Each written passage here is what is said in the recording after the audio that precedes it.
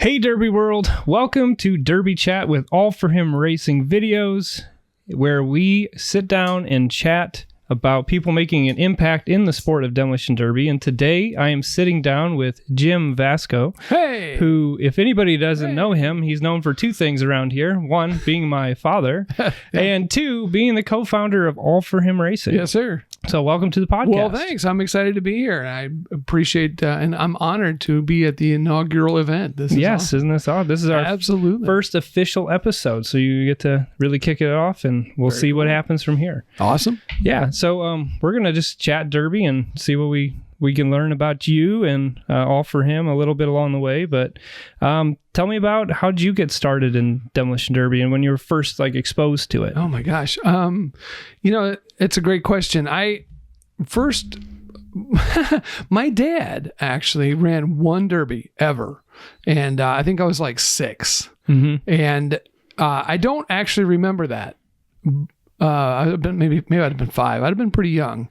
But regardless, we would go to the Derby every year as spectators. We would go every year. We'd walk along the fence and see the cars and meet some of the drivers. And I just thought it looked like so much fun, man. I'd get up there and I'd sit up in the stands and I'd watch. And it was one of those deals too. My poor dad, because he worked so hard to keep me from getting involved. Because it worked out well. Yeah, it went amazingly well. But he would always, every time there was a fire or something like that, he'd be like, "Are you sure you really want to do something like that?" I'm like, "Yeah, cool." Being surrounded by fire. I don't know. There's just something inside of me that I always wanted to do it. And, we had an early start to having kids. We had an early start to having a home. And it wasn't until I was in my upper 20s, I'm like, I'm not going to get any younger. I really need to start getting involved. If I'm going to do this, let's do this. And so I think I was about 29 or so and built the first car. Maybe I was a little younger, but it was in that neighborhood. Yeah. Because you were probably what, 10 or 12? Yeah, right around 10. Yeah. Yep. So I'd have been like 27, 28. So, got that first car, and man, once I'd done it once, that was it. I mean, I was hooked. It was something I really wanted to do. So yeah, I ran derby almost every year, and very often many times a year for about 15 years. Yep. And we started out that way. And obviously, as you got old enough to do it, you came on board. You were always involved with the cars and the building and the painting, of course. And I know you know that, but for the sake of people who might be watching, they're going to learn. But then your brother got involved when he was old enough, did it for a couple years, but really, it was something he always wanted to do. And I think he enjoyed helping us with especially the painting of the cars and things of that nature, the creative part of it. But, I think he's not the wrench turner that you and I are. And, he has other gifts and other talents, which is awesome. Yep. But I think that's we always made a good appearance. Absolutely. Sure. And, it was really about, aside from obviously running the events, it was always about getting the word out about Jesus. That was always a big part of it. Right from day one, it was always about that. We started with like VeggieTales cars and things that were real palatable to the average person, something that everybody could latch on to. Very family friendly. And then, of course, later on, it was your idea to say, hey, we do a lot with the folks at Yes FM. We know Yes FM really well. It's a local Christian radio station in the Toledo area that was aimed toward teens and younger adults. And so you said, well, why don't we talk to them about sponsoring us? And not so much like we expect them to give us money, but more that they would partner with us and we could use their logo and they would advertise about us being at shows and stuff. And that was your idea. And so that was something that I went to them and said, hey, what do you think about that? They're like, abso-freaking-lutely. They loved the idea.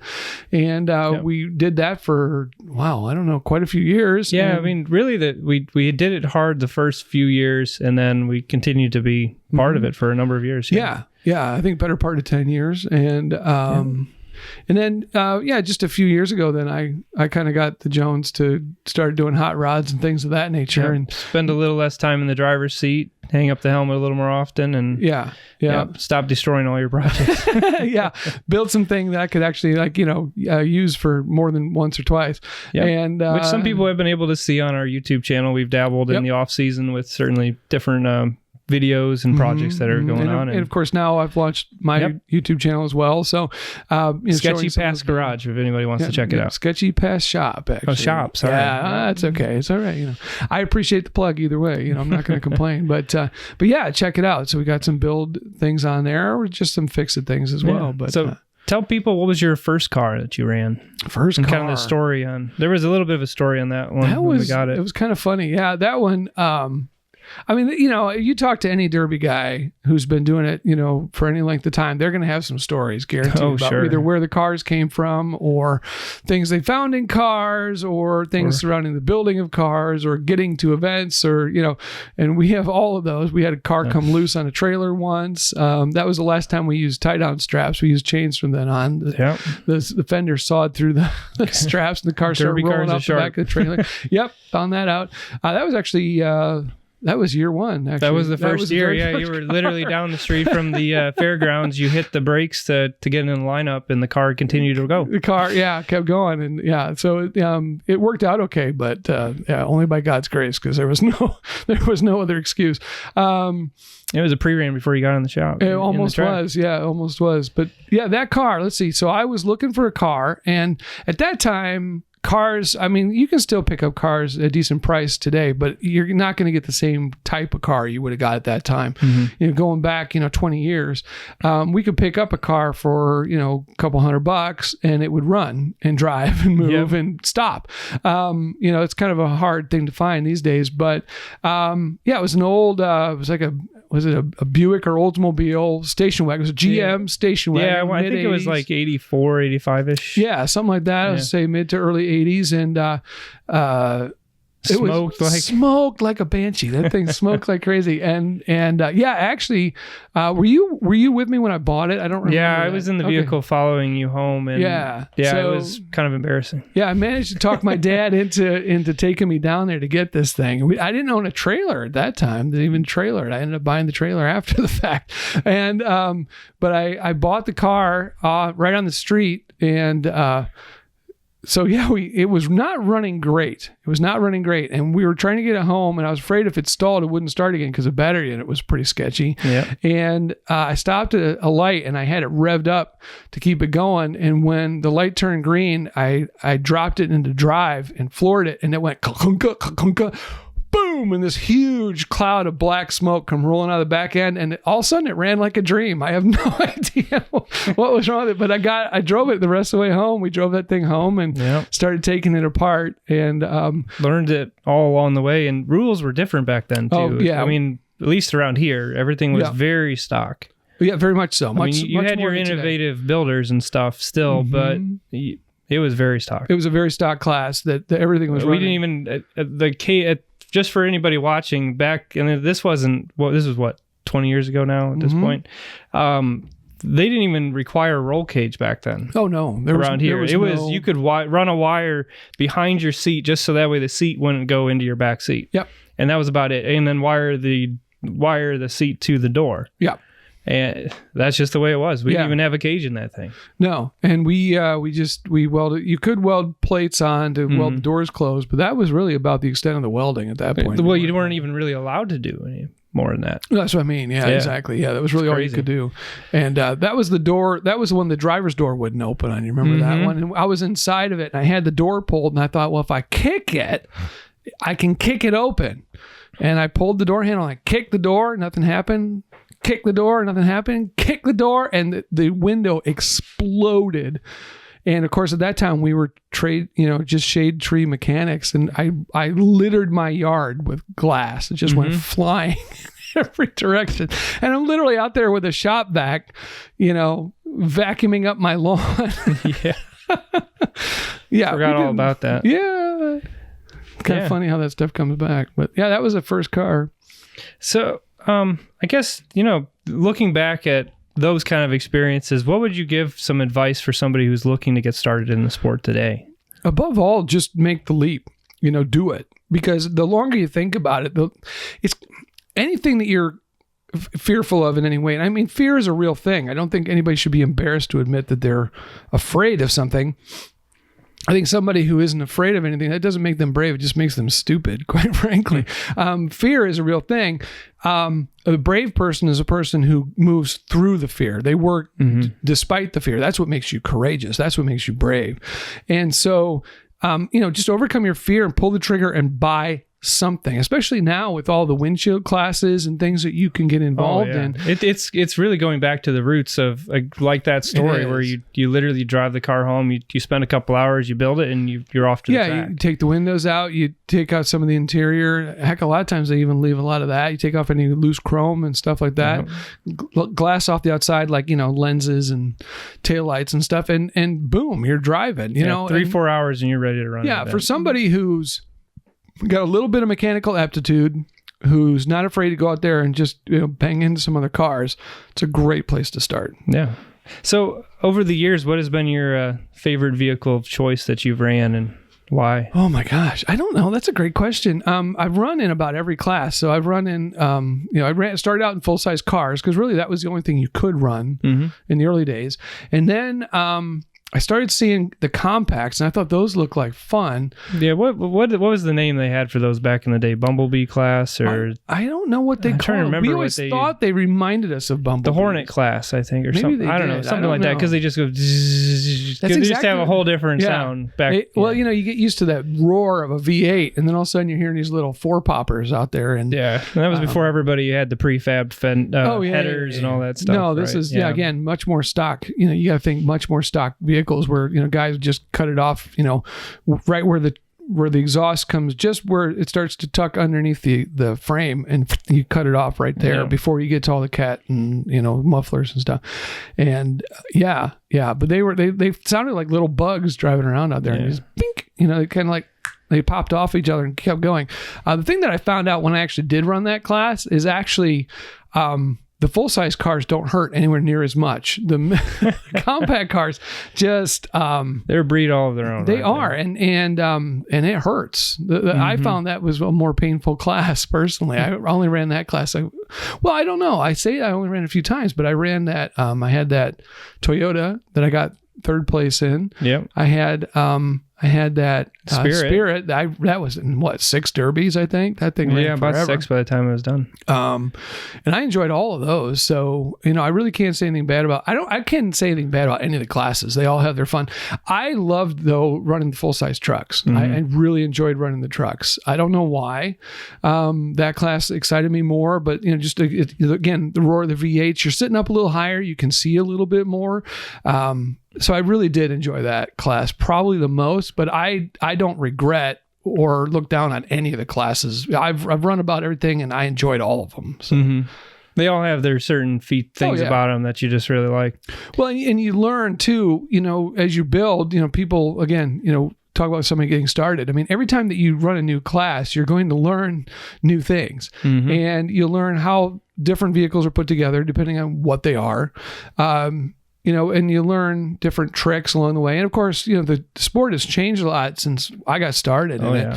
And as far as what you can and can't do now, at least locally here. But yeah, I think it really couldn't say anything bad about any of the classes. It was a lot of fun regardless of what it was. Yeah, trucks are a blast to me because I feel like kind of go back to the grassroots where I like to use the skinny pedal, and trucks can take it. That's true. Cars can too, but you got to weld on them a lot, and I just don't have the patience to spend you and the time I to both build a good car. I know some people look at taking it easy as strategy. I've always thought of it as sandbagging. I'm sure we'll get some hate mail. There's always a balance, but I tend to be a put it to the floor kind of guy. And maybe that's why I've never come in first place, because I didn't have enough car left at the end of the event, but I had a blast doing it. It was a lot of fun. And, I've won a number of hard hitter awards, and I'm very proud of those. And you don't get those by hitting and tickling the pedal, man. You just you go for it. You smash it. And I love the Mad Dogs. That's what makes for a good video. Exactly. Those are the ones we like to video now, and that was the guy I always wanted to be on the track. I wanted to be the guy that everybody was running away from. Yeah, and the guy that everybody's sitting in their car talking about on the way home. Exactly. Yeah. I mean, eventually people will know the winner, but most people go home thinking, you remember that hit that guy made? Yeah, exactly. And then if you paint your car like the way we do, everybody just remembers the car, and they're just like, oh, you were the one driving that one last year? Oh, all right, we're going to watch you again this year. Yeah, we tend to use a lot of garish colors and bright and get people's attention. We're not the flat black crowd. Yeah, exactly. Well, and again, that goes back to our thought process with it too. Being, a working ministry as it was, you get a lot more attention if people know who you are and you don't blend in. You have to stand out. Yep. But of course, the thing about being a Christian in motorsports is if you're going to stand out, then that means you're going to stand out in every way. Yeah. And you have to then obviously play by the rules. You have to build to the rules. And because, if you're proclaiming yourself a Christian, you're getting, called out for cheating. Well, that's a completely different thing. Yeah, exactly. So, you gotta, because you stand out, you stand out. Yeah, and I've been tag teamed, pushed against the wall. Everybody's just after. We've all seen it. We've all been there. Mr. All for him. Yep. But sometimes it's just not your day. Mm-hmm. Could you maybe give us an example of some people that were maybe either mentors or people that of note through your journey through the sport? Or anybody that comes to mind? I think kind of your dad sticks out as one, just because he was the first one. Because he not only did he run, but he was also the one that made sure we always went.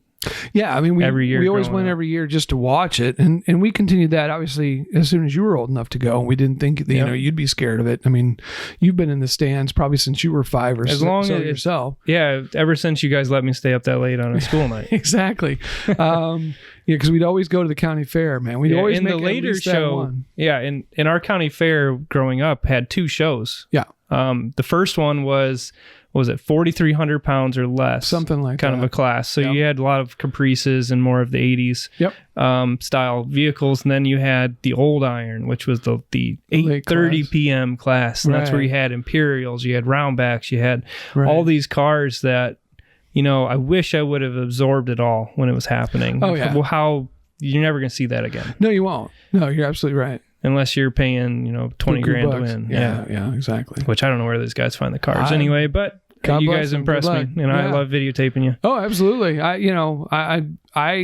My hat's off to anybody who's willing to be that committed to the sport and go out there and spend that kind of money. Absolutely. Yeah, but is there anybody else that?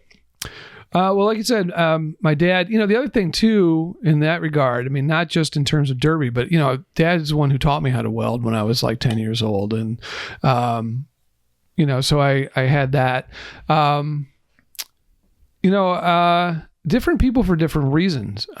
Sometimes the people who oppose you will be some of your best teachers. And in so much as that, you have to learn to be able to support your idea, support your argument, support your passion. If you have a passion for something, and I suppose there's people who say, well, I don't need to explain myself to anybody. Well, that may be true. But at the same time, it's probably easier to get people to come alongside you if they understand what you're doing and why you're doing it. So sometimes, the people who oppose you can be that. So, just actually some people from church at different times who thought that it was a waste of money or was a poor use of funds or something like that. And I said, well, I suppose that's one way to look at it. But the other thing was, too, they didn't, and again, I'm not knocking the people who put 20 grand into a vehicle. That's their right to do that. But we would typically spend a couple $100 on a car. Yeah. And when people found out that was all we were doing, they're like, oh, I mean, it changed their attitude almost immediately. The other thing was too, is, when I invited them to come and see what we do, come and see us at a parade, come and see us at a car show, come with us and do these things.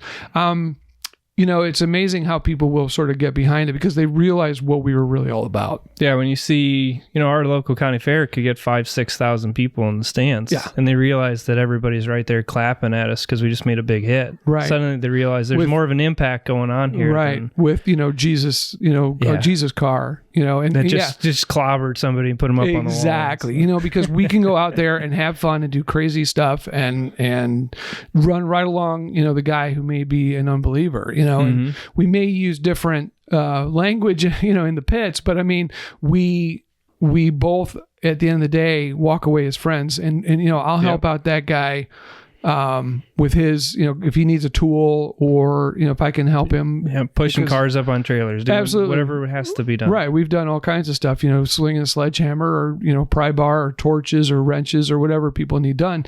Because, what we do as a ministry went a lot farther than just what was on the field in the event. It was how do you treat people in the pits? How are you treating the judges if you disagree with them about something? Which never happens. No, that never happens. Right. We're competitive too. We know there's rules and but we got to be competitive too. So. Yeah. Well, and sometimes it's just as simple as a misunderstanding, a misinterpretation of the rules. Sure. Because I remember my very first car, there was something that I had done that I thought was totally legit, and I got there and they said, "No, you got to take that off." And I said, "Well, why do I need to take that off?" And he kind of looked at me like he was ready for an argument. I said, "No, I'm sorry. Let me rephrase that. If you say it needs to come off, I will take it off. But could you please explain to me how this does not meet the rules?" And realizing that, they're ready for an argument because most people get in their face about stuff. Sure. And so, a lot of it is just how do you treat people both on and off. We have a lot of friends that we've made through the sport, and some of whom, I don't see anymore. I don't know anymore. One of our friends, Jamie Double comes to mind. I mean, he's a guy who certainly is always willing to share an idea or, a tip or, help hook us up with cars, or we've sold him cars or, things like that. There are probably, you start naming names, it'd be real easy to forget people, but but I get you. A lot of it, I think, you learn as you experience things, but also, just talking to people, and you find out, you look at how other people build and you go, oh yeah, that's a good idea. I'm going to do that next year. And that's the one thing I've come to really like about filming all these events is I see a lot of clever interpretations of rules. Yep. Which is just making me that much better of a builder and stuff. Yeah. Yep. And, the family bond that comes along with all of that too. We've really rallied. It's become a family tradition, like running the local county fair. One of us from this family is going to be in it. Right. And everybody's disappointed if we're not for some reason or when something happens. But it's awesome when we get all the aunts, uncles, grandparents, everybody in the stands all just cheering. Yeah. We'll have a whole section of people, who are, as you said, family and friends. And, we've had a lot of friends in the pits with us. We've put friends into cars. Yeah. People that have come and helped us build the cars. Let's get them in the driver's seat. They realize that, okay, maybe I'm not that crazy. And that's okay, but they still come and help anyway. So right. But we, I think you see a lot of community, whether you mean, as close as a nuclear family, a true relation, or if you mean just, friends that you make on the field. Yeah. And that's one thing I've come to learn about the sport is it's a pretty close, tight-knit community of people that are always willing to help somebody. If you need this tool, you need this part, how many guys are just giving somebody a spare tire because they need it just so they can get back on the track? Right. Even if it means they're going to throw them over the wall. They still help them get back out on the track because they know it means something to this person. Exactly. And you don't see that in other motorsports. Not that I've seen. Yeah, at least not from the exposure that I've seen. Yeah, I'm with you.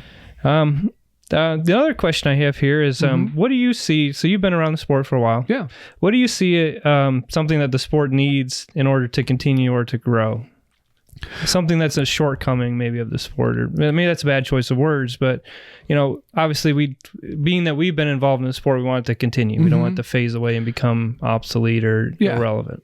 Well, it is funny because I kind of straddle two worlds at this point, because on one hand I do the hot rods. Yep. So I buy old iron and fix it up and cruise it, right? Yep.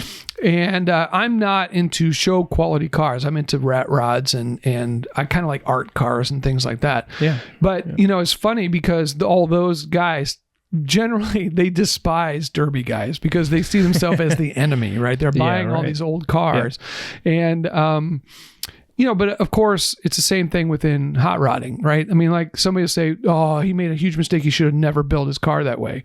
Well, it's his car. If he wants to chop the roof, he can chop the roof. If he wants to do this, do that, whatever the case is, it's his. I think it's a very slippery slope to tell somebody how to do something. Yep. And so, my thought is anytime I get into a conversation with somebody like that is to say, well, that car was for sale. You could have bought it, but they bought it. So they want to derby it. Well, it's their property. They can do that if they want to, But in terms of, what the sport can do, I think I'm seeing a lot of it. I don't see it as much locally as I'd like, but I see it at some of the extended events, is the huge array of classes. Yeah. Especially, and I really mean this, I think the windshield class is such a huge deal, or something equivalent to that, where somebody is literally, knocking out the glass, just keeping the bare essentials to keep the car running, and they're getting out there and going. I think that's a huge one, because it's a very economical way for somebody to step in. They might have a clapped out car they don't feel safe on the road with, but they can go out and smash it up, and they'd enjoy it. Maybe it's been so frustrating to them, they'd really enjoy doing that. So that's one. And we've had people that have given us deals on cars because they really wanted to see it destroyed. Absolutely true. So that's definitely one, and I'd like to see more of that at the different from the different promoters and the different fairs and things. Another is, I think I really like what's going on with getting youth involved. For sure. And it can be, and I understand that all of this, also suggests a certain risk of insurance and stuff like that for the promoters. I totally get that. But at the same time, the idea of youth getting involved, I think, is a good way to promote the sport. And it's likely to stick around for a longer time. But also, you talk about that family bond. And I think that you're really promoting, because, well, they start them super early now. I mean, we got Power Wheels. Yeah, well, that true. Wasn't even around. That wasn't around when I was a kid. I would have been all over that. You would have totally been all over that. So, and then they have the lawnmowers to kind of fill in the gap until the guys are old enough to then get into the youth, and then they're right at a lot of them now. You can do it at 16 as long as you have some kind of a notarized note. You can run right with all the adults. Yeah, well, that's a good point. So I'm not saying this stuff isn't happening, but I'm saying I think more of it is a good idea, because I think that's what's going to help it. But I think we have to accept, by and large, that, like you pointed out, the days of everybody, being able to find an Imperial for less than $1,000 and go and run, I don't think that's likely to happen. And because anything that's still on the road is probably too valuable. And so, but I think also then some more of the stock classes, I talk about windshield class, and that's something that's happening. But what about, what if we step out and say, well, you have to have a car that's made between this year and this year, or this weight to that weight. Yeah. This is your range, but stock vehicle. Or maybe a few minor things. You can move the gas tank, you can move the battery, but everything else is as is. Something like that, because I think that is. You got a guy who's, not everybody knows how to weld. Not everybody has somebody who can teach them how to do that, to afford the equipment, whatever. And so that's a class that somebody could step into, again, get some clapped out old cruiser that's really not fit to be restored or anything like that, and go out there and bang it up and have a good time doing it for, maybe the cost of, a week's wages. I think that would be the way to go. Nice. Yep, and we are starting to see a little bit of that, but there's definitely a lot of places that still need to get on board. And I think, to expand on that, I think we just need to start really working together more. I agree. We can be your worst enemy, but it's true with anything, really. I think, it's the best promoters are the people who run Derby and have it kind of in their blood, because they tend to listen better to the drivers, to what drivers are saying. And you see the rules changing as a result.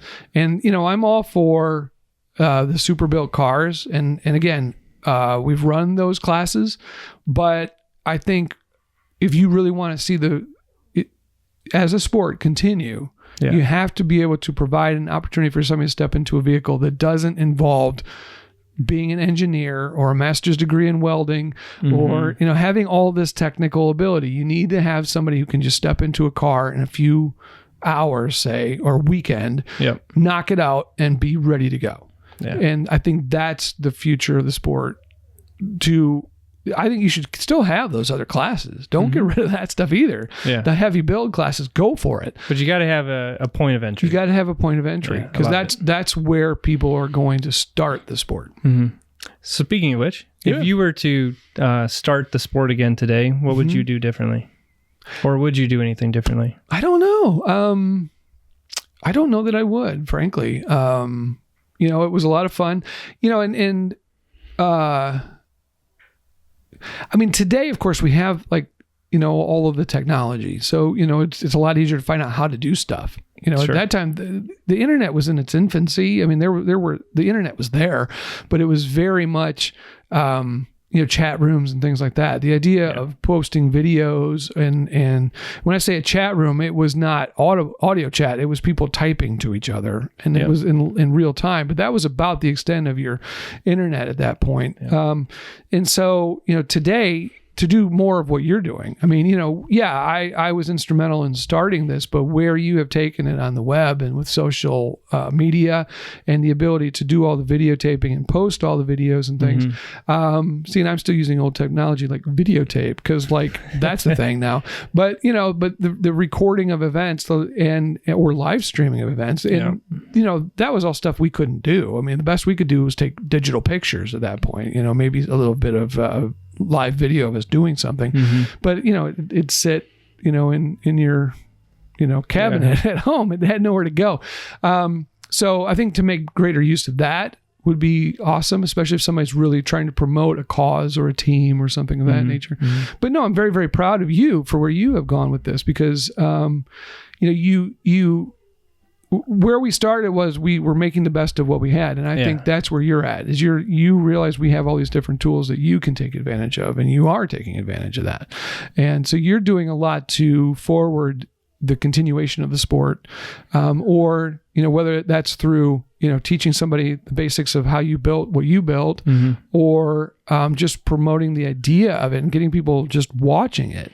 And so, you know, to have such a, you know, presence on Facebook, to have all of the, you know, millions of views that you've had now on, it's crazy. I never would YouTube. have ever dreamt it could grow to what it is. Absolutely. You know, but I mean, you've done a tremendous job with it. Thank you. And you should be very proud of that. And I'm very proud of you for that, because I think I had never considered that we could do that at that time. That never occurred to me. So and it's that kind of impact that I'm sure we made an impact in some way to the sport, but it's hard to know what that is. Yeah. You know, well, you know, it's I think, you know, it's very difficult, and I think maybe potentially very dangerous to look back on something and say, well, gee, if I was going to start all over again, you know, I would have done this different or that different, because you're always looking in the rearview mirror based on what you already know.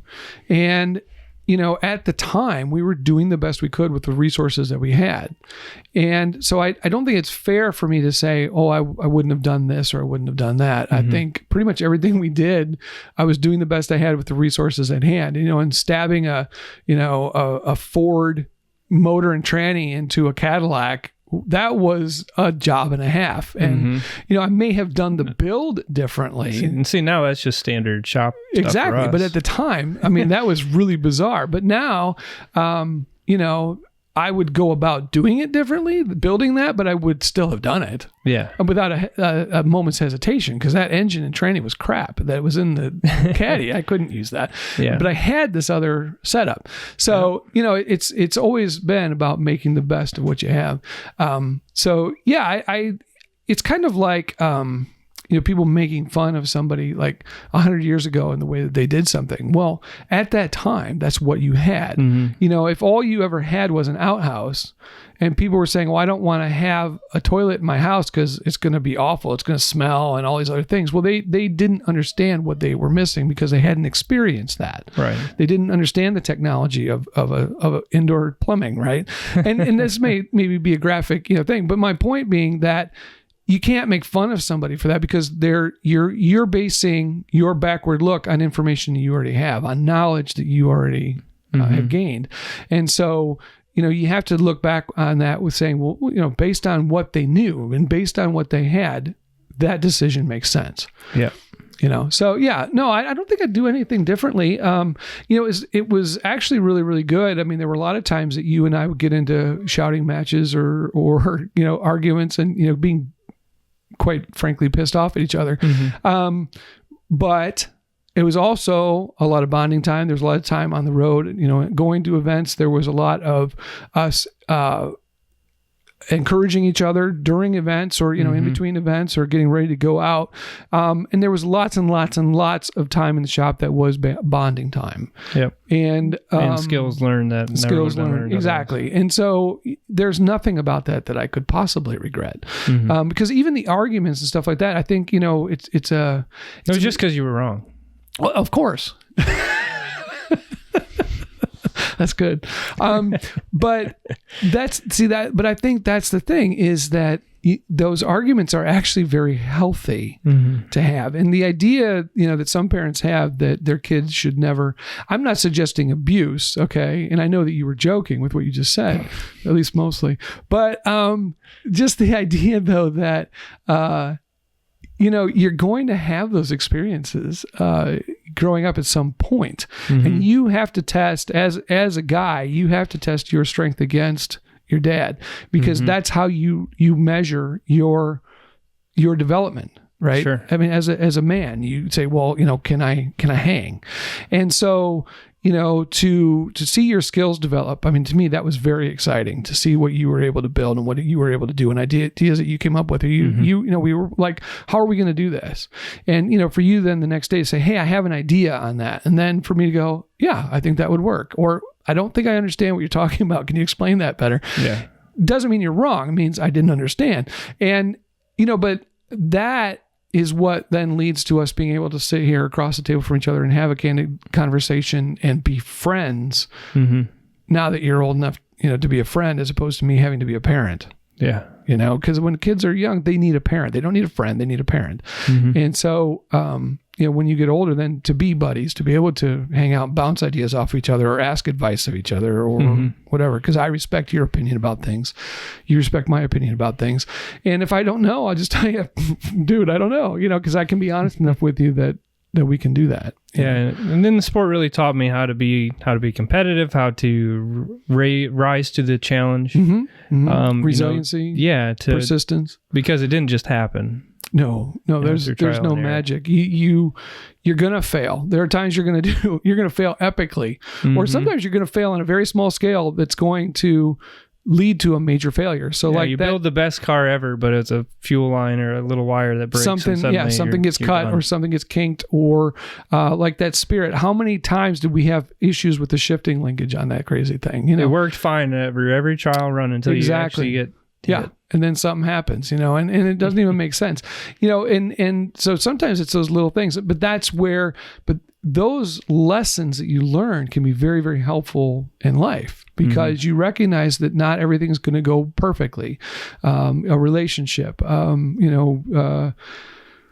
something at work or, just learning a new skill, something you've always wanted to do. You wanted to be a musician and you think that everything's going to go great and you're always going to get better and better. Well, sometimes you're going to have a bad performance and that's just part of the experience. Well, a lot of times, what was our favorite thing when things didn't go well that day? Well, that's Derby. I mean, and we said that all the time. And just recognizing that even with the very best of preparation and doing everything that we could think of to do right, something went wrong that we had not expected. Well, and that's how we got better and better over the years. Yep. Because you learn through failure. Yeah, absolutely. Yeah, failure is your greatest teacher. I think it's a huge mistake. A lot of people think that you're gonna just succeed your way to success, but that's not how life works. You fail your way to success. Yep. Failure is not a person. A failure is an event, and you have to get over that event to get to the success. Yeah, I've heard it said either sometimes you win, sometimes you learn. Amen. Yeah, perfect. Yeah, exactly. All right, and I'll close it out with one final question for you. This is a good one. You can take a second. You can take a second to think about this one. Okay, but, I'll take a drink and I'm really excited about this series because this question here is going to everybody's going to have their own flavor on it. But I'm going to just give it out to you. Go for it. What does Derby mean to you? What does Derby mean to me? The first thing that comes to mind is fun. It's just fun. I mean, whether you're watching it or doing it, it's fun. But I think, quite frankly, we've already kind of answered that question because the long-term thing was family, relationships, friends, and all of that. The best thing about Derby was the people, and the worst thing about Derby was the people. I mean, but that's true of so many things, I've done a lot of church ministry, and the best thing about church ministry is the people, and the hardest thing about church ministry, it's the people. Because it's not always the same person. It might just be one.